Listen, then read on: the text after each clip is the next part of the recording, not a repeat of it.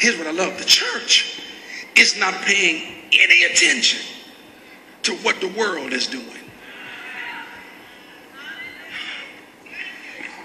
They're not calling no meeting on the politics of Herod Agrippa. Uh-oh, y'all don't like this now. They don't call a meeting to strategize how to handle Herod Agrippa's politics. The church just gets busy doing what the church is supposed to do. See, that's part of the problem with the modern day church. We're so busy trying to fight the world that we have stopped being the church. We're so busy trying to correct the world when you can't correct the world, because the world is going to be the world. But if we would just start being the church and begin to pray, then prayers will take care of what y'all ain't talking to me in here. And what the kingdom needs is not more politics, more prayer.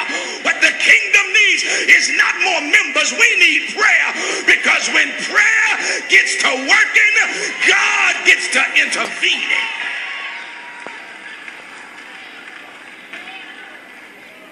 Look at this. Herod had one problem. He had one problem. He arrested Peter during celebration time. Boy, this is going to get good. Feast of the Passover. That's why you have to read more than the Bible to get some stuff. He arrested him during the celebration, but the law didn't allow for execution while a celebration was going on. Y'all didn't get it. The law stipulated that while feasts are going on, you can't execute nobody. So you can't execute nobody while the religious celebration is going on. Y'all ain't got it yet. One of the byproducts of the weapon of praise is that it keeps the enemy from executing some stuff in your life. Y'all ain't trying to help me. See, we think praise is just to clap your hands to the beat of the choir, but baby, praise and worship is a weapon of warfare. And if you ever learn how to use it, there's some stuff the enemy wants to do to you that he can't do while you're in worship. And that time where he can't touch you is when you need to be praying, because God will get to working. Touch your neighbor and tell him your praise is your weapon.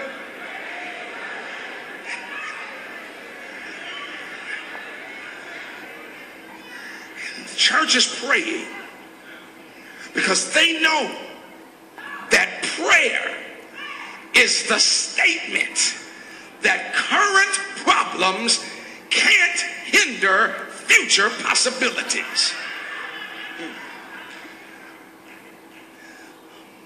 Now, here was my question. The Bible says he's under 4 squads of soldiers at 4 different. They got squads of soldiers at posts where Peter's not even living. Why is he under strict guard? Now they're trying to figure this thing out. Why they have him under all this guard? And the Holy Spirit said, well, now, you remember who he's preaching about? And I said, yes, he's preaching about Jesus. He said, you remember what they thought happened with Jesus? And I said, what do you mean? He said, they made the mistake of only putting 2 guards on the stone.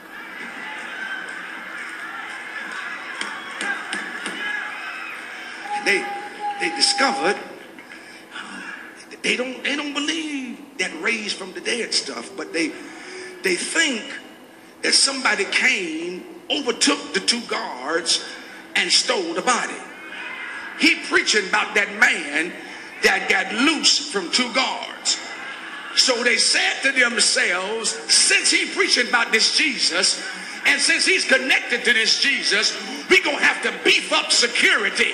Because if he got the same power that Jesus had, and we ain't got enough folk trying to keep him out, can I tell you why some folk don't like you? Because with everything they've done to try to keep you out, you keep on coming out. With everything they tried to do to block you, you keep on stepping up. With everything they tried to do to stop you, God keeps on making a way for you. Watch.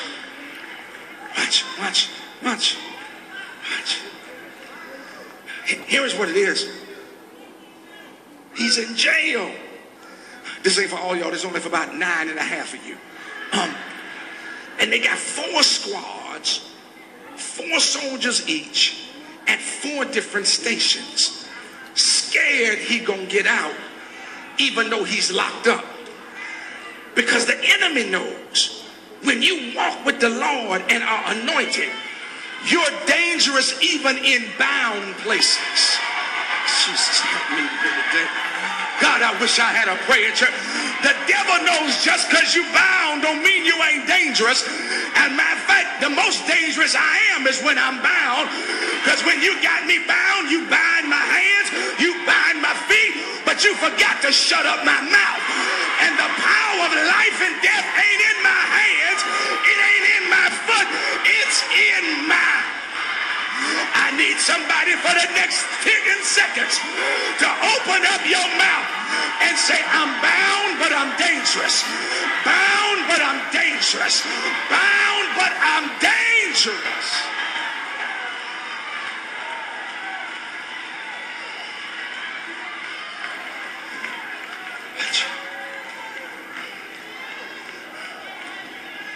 So, let me show you. Let me show you what happens when prayer gets to working. We're going to walk through the text. I'm going to show you everything that's going to happen for some of you because somebody's praying for you. I hope y'all can handle this. Notice the text says in verse 7. You got your Bible open? The Bible says that while the church is praying, an angel shows up.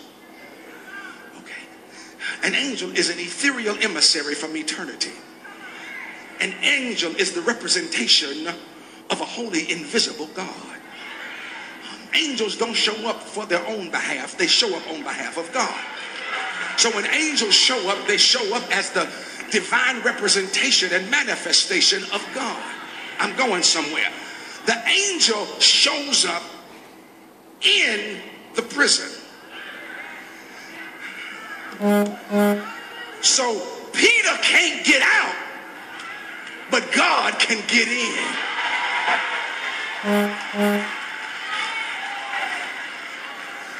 Can I make you shout? God will manifest himself in places you can't get out of. Okay, that didn't help you. Okay. That didn't help you. Dr. Adrian Rogers, the late pastor for Bellevue Baptist Church in Memphis, Tennessee, used to tell this story of how when one of their children was a little baby, and they were trying to break this child of being spoiled, rotten, the baby would cry, and every time the baby would cry, Dr. Rogers said he'd go pick the baby up, baby stopped crying. So Mrs. Rogers put the baby in the crib, and the baby was crying and crying and crying. He went to go get the baby, and his wife said, don't you touch that baby. That baby crying and crying and crying. Leave that baby in that playpen. So he left the room and the baby kept crying. 30 minutes later, he went back in there, got ready to pick the baby up and lift the baby out the crib. His wife said, Adrian, I told you leave that baby alone. Let that baby cry. And Adrian said, I got tired of hearing my child cry. I got tired of seeing the tears come down my child's eye. He said, and while I could not lift him out the playpen, I decided to get in the playpen with him. Come here. Aren't you glad that when you can't get out the playpen, God shows up and gets in the playpen with you? Here's the way they put it. He walks with me and he talks with me. And the reason some of y'all have not lost your mind in the playpen of problems is because when you couldn't get out, God stepped in. Come on, high five somebody and tell them he steps in it with you. He gets in the mess with you. He gets in the difficulty with you. He gets in the problem with you. Woo! Watch.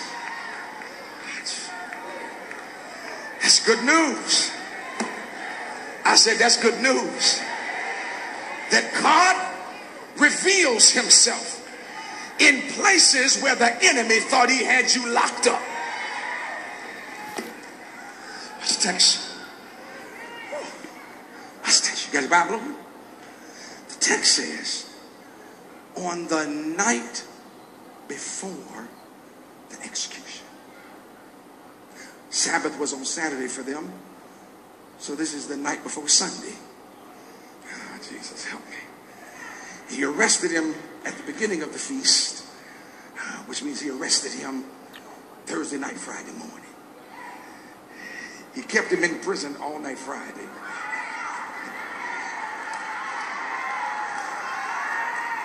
He kept him in the prison all day Saturday and intended to kill him early Sunday morning. He obviously had not been keeping up with history. Because if you let a Christian get to Sunday, Jesus help me in here. If you let me get to Sunday, you'll never get out of me what? Can I ask you a question? What's the day? Tell your neighbor it's too late. He should have killed you when he had a chance. But he waited until Sunday.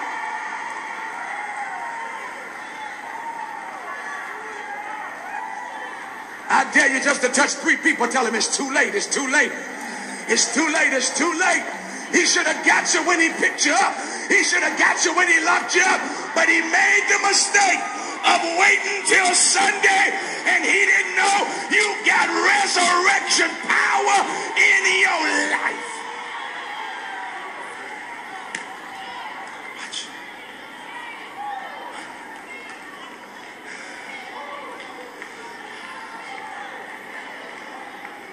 Right? Sit down.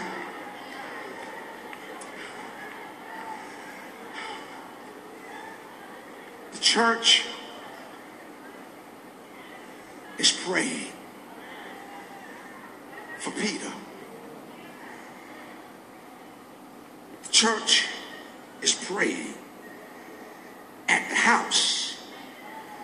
Because if you read on in the story, they were in the house of Mary, the mother of John. They're praying in the house. If you know anything, or if you've ever read church history, you will know that the early churches were in houses. They were called house churches. They had in every house what was called a patriarchate, which would be the person who was the leader of that house church. So they were at the house praying for Peter, and God shows up in the prison.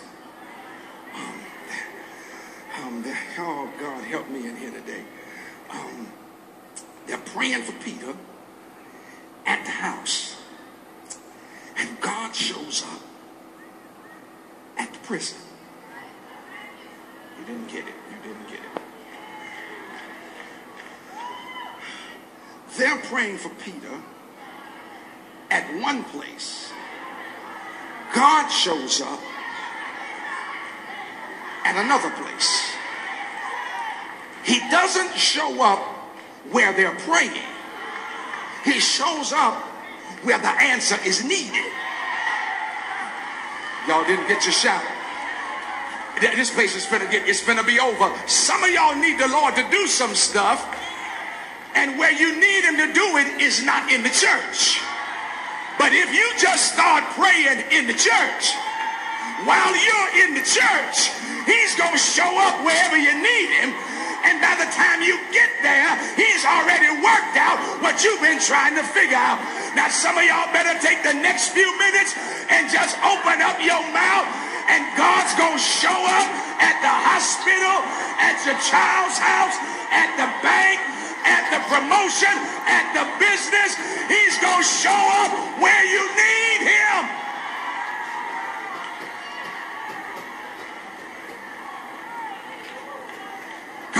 at somebody, tell him he's fixing your situation right now. Look at him and tell him you don't even know it, but he's fixing it right now. You're not even there, but he's fixing it right now. You don't even see it, but he's fixing it right now. And since I know he's fixing it, I'm not going to wait till I see it to shout. I'm going to shout in advance because I know he's already. Somebody better shout in advance that he's already at the prison working your sit. You better shout right now.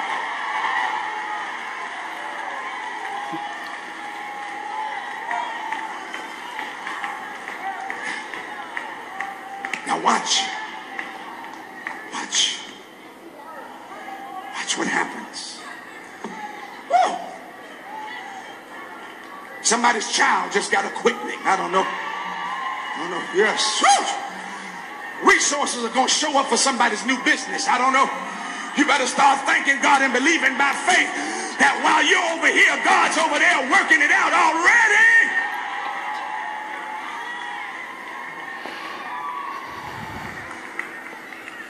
Watch. Let me give you this principle.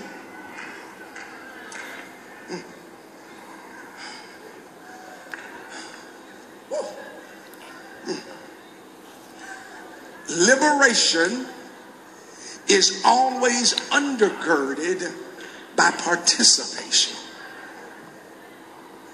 Liberation is always undergirded by participation. All right?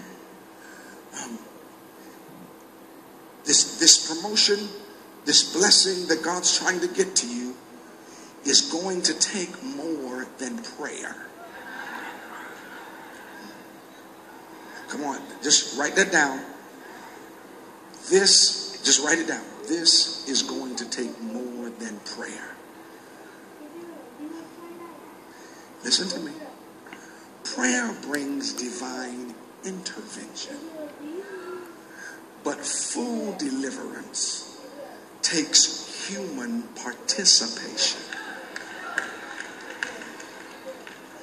Now, notice verse 7. Peter is bound. Now notice the instructions of the angel. Get up quick.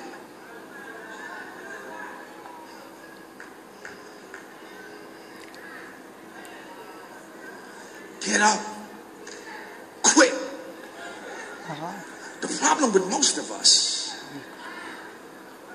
is that we hesitate when God speaks something to us. Oh, I'm messing with you now. You know you heard God, but you missed the moment because you hesitated.